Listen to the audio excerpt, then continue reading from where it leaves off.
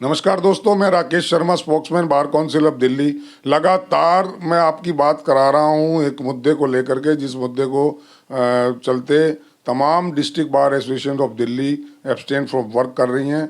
और मुद्दा है जो प्रपोज्ड अमेंडमेंट्स हैं एडवोकेट एक्ट में, उसके विरोध में तमाम दिल्ली के वकील वर्क से कोर्ट के जो वर्क है उससे अलग हो रहे हैं, उसमें अटेंड नहीं कर रहे हैं कोर्ट को। और ये न केवल दिल्ली पर के बल्कि मैं कहूँ समस्त भारत के जितने वकील हैं वो सब इसके लिए परेशान हैं और कुछ ना कुछ करने की आगे प्लानिंग उन सब की चल रही है। मैं इसी को लेकर के आपकी बहुत सारे एडवोकेट जो एक्टिविस्ट एडवोकेट हैं उनसे बात करा रहा हूँ। आज इसी कड़ी में एडवोकेट दीपक शर्मा 30 जारी कोर्ट में हैं और मैं आपका वेलकम करता हूं दीपक जी। और सीधा एक बात जानना चाहता हूं कि ये जो अमेंडमेंट्स प्रपोज्ड अमेंडमेंट्स हैं एडवोकेट एक्ट में, इसको लेके आपका क्या कहना है? देखिए, ये जो है बड़ा डेकोरिन लॉ लेकर आ रहे हैं, जो अमेंडमेंट्स ये कर रहे हैं, इसके अंदर ये जिस हिसाब के चेंजेस चाहते हैं उसका मतलब ये है कि ये वकीलों के ऊपर एक साइकोलॉजिकल प्रेशर बिल्ड करना चाहते हैं कि मुकदमे अगर हमें लड़ने हैं तो हमें उनके हिसाब से लड़ने, हमें अपने हिसाब से नहीं लड़ने। वो कह रहे हैं कि भाई अगर किसी भी हमारे एक्ट को या हमारे गेस्चर को लेकर कोर्ट अनॉयड होती है तो वो उसके ऊपर भी हमारे ऊपर डिसिप्लिनरी एक्शंस होंगे और वो मैटर डिसिप्लिनरी कमेटी को रेफर किया जाएगा। और 2 साल के अंदर अगर डिसिप्लिनरी कमेटी उस पर एक्शन नहीं लेती है, अभी हालांकि 1 साल का उसके अंदर टाइम है, और 1 साल के अंदर कोई एक्शन उसके अंदर फाइनल आउटकम नहीं आती है तो automatically bar council of India को रेफर हो जाता है मैटर। स्टेट बार काउंसिल का रोल खत्म हो जाता है। उन्होंने उसको 2 साल का शायद करने जा रहे हैं और उसके अंदर अगर 2 साल के अंदर उसमें कोई फाइनल आउटकम नहीं आती है तो जो डिसिप्लिनरी कमेटी को प्रिसाइड करेंगे उनके खिलाफ भी एक्शन लिया जाएगा। यानी कि हर तरीके से यानी कि बाउंड किया जा रहा है कि भाई वकील जो समुदाय है, जो आज तक फियरलेस होकर वकालत कर रहा था, जो न्याय की लड़ाई लड़ रहा था, उनके ऊपर एक डर का माहौल पैदा करने की कोशिश की जा रही है, जिसको हम बिल्कुल नहीं सहेंगे। ये जो आवाज ना उठाने का सेक्शन 35A की अगर मैं बात करूं, जिसमें यह है कि आप अपना प्रोटेस्ट नहीं कर सकते, आप कोर्ट के को किसी भी तरीके से कोर्ट को बाइकआउट नहीं कर सकते, चाहे आपका पर्सनली हो, चाहे आप कलेक्टिवली हो, चाहे एसोसिएशन की तरफ से हो, एक्शन आपके ऊपर मिसकंडक्ट का होगा। इसको लेकर क्या है? देखिए सर, ये कानून कौन बना रहा है? पार्लियामेंट के हमारे अंदर जो जीते हुए नुमाइंदे बैठे हैं वो बना रहे हैं। सबसे पहले तो उन्हें कानून बनाना चाहिए अपने लिए। वो अपने सेशंस का बाइकआउट क्यों करते हैं? क्यों वो उठ के बाहर चले जाते हैं? उनके लिए भी ये सिमिलर फुटिंग के ऊपर वो लेकर आए ना गाइडलाइंस कि जी आप बाइकआउट नहीं कर सकते सेशन का, आप पार्लियामेंट से बाहर नहीं जा सकते, अगर आप जाओगे तो आपके खिलाफ ये एक्शन होंगे। क्यों नहीं लेकर आते हैं? जो नॉर्म्स बना रखे हैं वो इतने लीनियंट नॉर्म्स बना रखे हैं, सिर्फ वो कंप्लीटली आई वॉश है पब्लिक को दिखाने के लिए कि देखो जी अगर कोई सेशन का बाइकआउट करता है या सेशन में डेकोरम को डिस्टर्ब करता है तो उसके लिए हमने नॉर्म्स बना रखे हैं। अगर आप इतने ही अच्छे नॉर्म्स बनाना चाहते हैं, आप जनता को न्याय दिलाना चाहते हैं, तो आप इसके अंदर कानून ये लेकर आइए कि अगर 2 साल के अंदर एक जज साहब फैसला नहीं करते हैं तो उन जज साहब को टर्मिनेट किया जाएगा, उनके खिलाफ एक्शन लिया जाएगा कि क्यों उन्होंने जनता को न्याय नहीं दिया। ऐसे कानून नहीं लाएंगे जिससे जनता को बेनिफिट मिले, कानून वो लेकर आएंगे जिसके अंदर जनता जो है वो पिसती जाए। खास तौर से मैं एडवोकेट्स की बात करूं, एडवोकेट्स के पास जो पावर है वो शायद यूनिटी की पावर है और यूनिटी को ही शायद तोड़ा जा रहा है, ऐसा कुछ आपको भी लगता है? देखिए, ये बहुत पहले से कॉन्स्पिरेसी चलती आ रही है, पर्टिकुलर दिल्ली के अंदर और 30 जारी कोर्ट के साथ ये कॉन्स्पिरेसी पिछले 20 सालों से चल रही है। जब मैं इस प्रोफेशन में नया आया था तब भी हमारे ऊपर एक तलवार लटका रखी हुई थी इन्होंने कि जिस कारण से हमारे जो नुमाइंदे चुने हुए हैं वो आवाज़ ना उठा सकें कि भाई अगर आप ज़्यादा आवाज़ उठाओगे हम आपकी कचहरी तोड़ देंगे, नई बिल्डिंग बना देंगे। यहाँ पे प्रेशर, साइकोलॉजिकल प्रेशर बिल्ड किया हुआ है।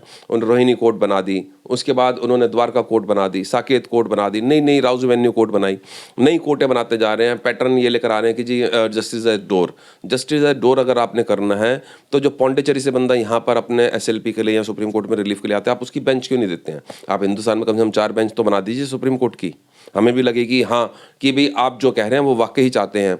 स्टेट के अंदर डिस्ट्रिक्ट लेवल पे कोर्ट बनती है, स्टेट का कंसेप्ट अलग है, वहाँ पे 100 किलोमीटर 200 किलोमीटर की एक डिस्ट्रिक्ट होती है। यहाँ तो पूरी 70 किलोमीटर की तो पूरी दिल्ली है।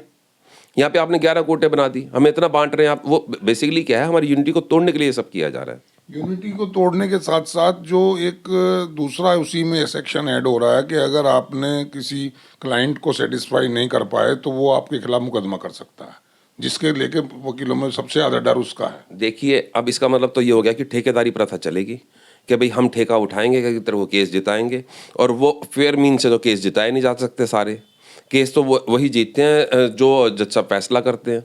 तो अल्टीमेटली क्या ये प्रमोट करना चाह रहे हैं कि हम जाके एक दुकान खोल के बैठें? और एजेंट्स बनकर बैठें, ये बिल्कुल नहीं सहेंगे। और इसके लिए किसी भी एक्सटेंट तक जाना होगा।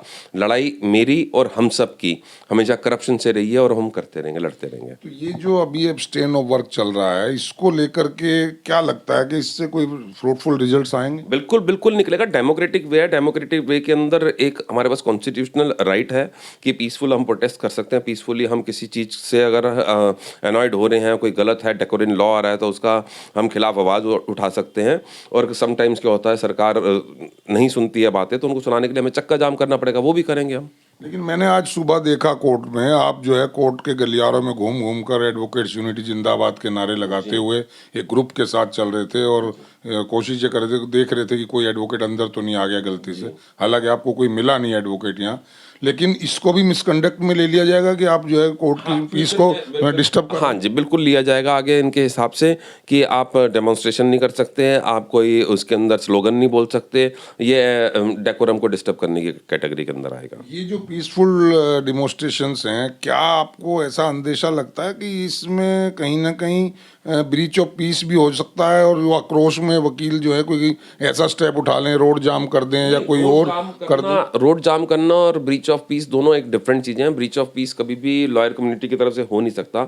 सबसे ज़्यादा बुद्धिजीवी वर्ग हमें माना जाता है, पढ़े लिखे हम लोग हैं और हमें पता है कि लॉ एंड ऑर्डर को मेंटेन कैसे करना है और उसको फॉलो कैसे करना है। और आज तक सिर्फ हमारे ही डेमोन्स्ट्रेशन ऐसे हैं कि जिसके अंदर हज़ारों लाखों की तादाद के अंदर हमने 2001 के अंदर भी डेमोन्स्ट्रेशन करा, 2006 के अंदर भी करा, 2019 के अंदर भी करा, लाखों की तादाद में हम इकट्ठे हुए उसके अंदर, लेकिन कभी भी लॉ एंड ऑर्डर डिस्टर्ब नहीं होने दिया। हाँ, चक्का जाम कई बार क्या होता है कि सरकार हमारी आवाज़ नहीं सुनती है, सुनना नहीं चाहती है, तो एक मैसेज कन्वे करना होता है उसके अंदर, तो चक्का जाम करने की नौबत आएगी तो वो भी करेंगे।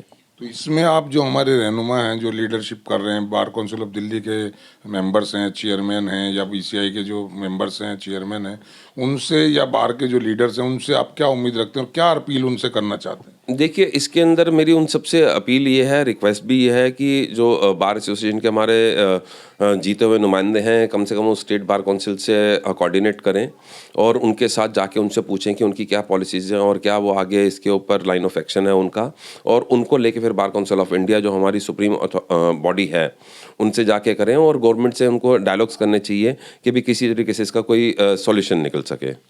एक्चुअली हम और आप सभी एडवोकेट्स, पूरे हिंदुस्तान के एडवोकेट, मैं जगह जगह गया हूं तो लोगों को उम्मीद थी कि जैसे बीजेपी गवर्नमेंट अपनी पावर में आएगी ढंग से, जैसे हमारे यहाँ डबल इंजन की सरकार हो गई दिल्ली में, तो हमारा एडवोकेट प्रोटेक्शन एक्ट जल्दी से जल्दी आएगा।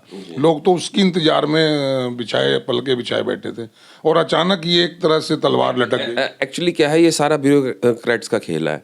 जो पॉलिटिशियन है या गवर्नमेंट है, ये उन तक कई बार गलत फीडबैक देते हैं, कई जो चीज़ें सही एग्जैक्ट वहाँ पर इंफॉर्मेशन पास ऑन करनी होती है वो नहीं करते हैं, गलत तरीके से कर देते हैं। जो मेरे को लग रहा है कि ये उसी चीज़ का नतीजा है कि जिसके चक्कर में ब्यूरोक्रेट्स ने आगे जाके, कि इसके अंदर एक प्रोविज़न ये भी ये लेकर आ रहे हैं कि जो बार काउंसिल ऑफ इंडिया के अंदर गवर्नमेंट ऑफ इंडिया या की तरफ से बंदे अपॉइंट किए जाएंगे। इसके अंदर 3 लोग अपॉइंट किए, अटॉर्नी जनरल है, सॉलिसिटर जनरल है हमारे पास, वो ऑलरेडी उसको लुक आफ्टर करते हैं, सारा अफेयर्स उनके कंट्रोल में रहता है।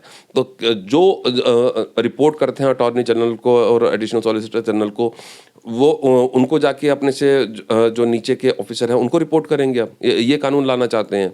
ऑलरेडी हमारे पास है, पूरा मैकेनिज्म है, ऑटोनोमस बॉडी है और हमें लेजिस्लेचर ने बनाया है। हमारी कोई ऐसा नहीं है कि सोसाइटी 4 लोगों की मिलके बनी हुई है। एक लेजिस्लेचर से बिल लॉ पास होता है, एक एनेक्टमेंट होता है लॉ का, उसके तहत हमारी एग्जिस्टेंस आई थी। तो इस तरह का इंटरफेरेंस हम ब्यूरोक्रेट्स का बिल्कुल भी टॉलरेट नहीं करेंगे। कितना उम्मीद रख रहे हैं कि ये जो एजिटेशन शुरू हुआ है, जो प्रोटेस्ट शुरू हुआ है, ये हमें सफलता के लिए इसमें टाइम लगेगा या जल्दी इसमें कुछ होने वाला, क्या लगता है? जो हमारी इलेक्टेड बॉडीज़ हैं और जो हमारे सीनियर नेता हैं बार के, चाहे वो स्टेट बार के हों, चाहे बार काउंसिल ऑफ इंडिया के हों, चाहे वो बार एसोसिएशन के लेवल के हों, अगर वो ठीक तरीके से इसका फॉलो अप करेंगे तो बहुत अच्छा और फेवरेबल सॉल्यूशन आएगा। अभी तो लग रहा है कि वो फेवर कर रहे हैं, क्योंकि कल बार काउंसिल ऑफ इंडिया के ऑफिस में ही और बार काउंसिल ऑफ इंडिया के चेयरमैन साहब के अध्यक्षता में मीटिंग हुई थी, उसमें कहा कि carry on, abstain from work, we are with you. Sir, इसके अंदर कन्फ्लिक्टिंग व्यूज़ आ रहे हैं। कुछ लोगों का ये कहना है, क्योंकि हम तो उस मीटिंग में थे नहीं, हमें तो उसी बातों पे भरोसा करने जो हमारे नुमाइंदे उस मीटिंग में गए, उन्होंने आके जो हमें इन्फॉर्मेशन पास ऑन करी, कुछ नुमाइंदों का ये कहना है कि जी उन्होंने कहा है कि यस आप एब्सटेन फ्रॉम वर्क रहिए, कुछ कह रहे हैं कि वो इसको अपोज कर रहे हैं। अब हम किसकी बात माने? तो मेरी तो रिक्वेस्ट है बार काउंसिल ऑफ इंडिया से भी और स्टेट बार काउंसिल से भी कि एटलीस्ट पेपर के ऊपर लिखकर जो भी उनका स्टैंड है उसका क्लियर करके अपने मेंबर्स को अवेयर कराएं। ऐसा तो नहीं यही प्रोटेस्ट जो है स्टेट्स डिफरेंट स्टेट में फैल जाए और वहाँ कुछ ऐसी हादसे हो जाएं जिससे इसका जो मेन मकसद है उसको डाइवर्ट कर दिया जाए? देखिए ये तो ऑलरेडी अदर स्टेट्स के अंदर ये स्टार्ट हो चुका हुआ है। हरियाणा पंजाब के अंदर हो गया, पौंडीचेरी वगैरह में भी हो गया, केरला साइड में भी बता रहे हैं एजिटेशन स्टार्ट हो गए हैं। अब हमेशा से हमारा क्या रहा है कि अगर आप देखेंगे वो हम स्कूल के अंदर जब हिस्ट्री पढ़ते थे तो महात्मा गांधी के कई एजिटेशन इसी कारण से फ्लॉप हो गए थे कि उसको उन्होंने अंग्रेजों ने क्या करा था कि उसका ना शेप चेंज कर दी थी, अपने लोग कुछ इन्वॉल्व करके कहीं ना कहीं वायलेंस ले आते हैं, कहीं ना कहीं डाइवर्शन ले आते हैं। तो डर एक वही रहता होता है कि कुछ ना कुछ ब्यूरोक्रेट्स के एजेंट भी हमारे बीच में रहते हैं। बट ऑब्वियस है गद्दार तो हर जगह है ना, गद्दार कहाँ नहीं है, हमारी कौम में भी कुछ गद्दार हैं। तो वो कुछ ना कुछ ऐसा मेरे को ये अप्रेंशन है कि वो कुछ करने की कोशिश करेंगे और पास्ट में भी उन्होंने करी। हालांकि वो सब आइडेंटिफाइड है और बार जानती है कि उनको कैसे टैकल करना है। बीइंग एन बिजी प्रैक्टिशनर, आप क्रिमिनल लॉयर हैं, बहुत आपका बिजी शेड्यूल रहता है, तो लगता है कि एडवोकेट्स कुछ दिन सरवाइव कर पाएंगे without work, without attending the court? देखिए वकील बड़ा जिद्दी होता है। आज़ादी की लड़ाई अगर लड़ सकता है, हिंदुस्तान को आज़ाद करा सकता है, तो सरवाइव तो क्या भूखे पेट बिना पानी के भी रह लेगा वकील। बहुत जिद्दी है वकील। You are well confident? Yes yes 100%। तो दोस्तों सुना दीपक शर्मा एडवोकेट फ्रॉम 30 हजारी, इनके विचार आपने सुने और मैं केवल इस चैनल के माध्यम से तमाम एडवोकेट जो मेरी बात को सुन रहे हैं, इस इंटरव्यू को सुन रहे हैं, वो उनसे एक अपील करना चाहता हूँ, करबद्ध प्रार्थना करना चाहता हूँ कि किसी भी सूरत में इस प्रोटेस्ट को वायलेंस की तरफ ना ले जाएं, पीसफुल रखें। गवर्नमेंट की हर भरसक कोशिश रहेगी कि ये कहीं ना कहीं वायलेंट हो जाएं, कहीं ना कहीं अपने ट्रैक से हट जाएं, ताकि दूसरे मामलों को में उलझ जाएं और जो मेन मुद्दा है हमारा, जो अपोजिशन हम जिस बात का कर रहे हैं, उससे हम ट्रैक से हट जाएं। ये गवर्नमेंट की पॉलिसी रही है हमेशा एजिटेशंस को लेकर के, इसमें भी ऐसा ना हो जाए, इस बात का हर एडवोकेट को ध्यान रखना है। ये सबकी रिस्पॉन्सिबिलिटी है कि एजिटेशन पीसफुल रहे, प्रोटेस्ट पीसफुल रहे और हम अपने मकसद की तरफ बढ़ें। दोस्तों मुझे भी यही उम्मीद है, आपको भी ये उम्मीद है कि जो सीनियर्स हैं हमारे, जो लीडर्स हैं, वो भी हमारे से ही हैं, हमारे में से ही हैं, वो कहीं हमसे बाहर नहीं हैं और वो हमारी बात को ऊपर तक पहुंचाएंगे, प्रॉपर ढंग से रखेंगे, रिप्रेजेंटेशन जाएगा और हम सक्सेसफुल होंगे। हम इन जो काले कानून, जो काले अमेंडमेंट्स हैं, ब्लैक अमेंडमेंट्स, इसको हम रोल बैक कराने में सक्सेस होंगे। और जो मेन हमारा मोटिव है एडवोकेट प्रोटेक्शन एक्ट, इसको जल्दी से जल्दी लागू करवाना हमारा सबसे पहला ध्येय है, वही हम उसको करके रहेंगे। आज के लिए दोस्तों इतना ही, फिर और बातचीत कराऊंगा दूसरे लीडर्स से। अभी के लिए इतना ही। जय हिंद, जय Bharat. Thank you Deepak ji, thank you very much.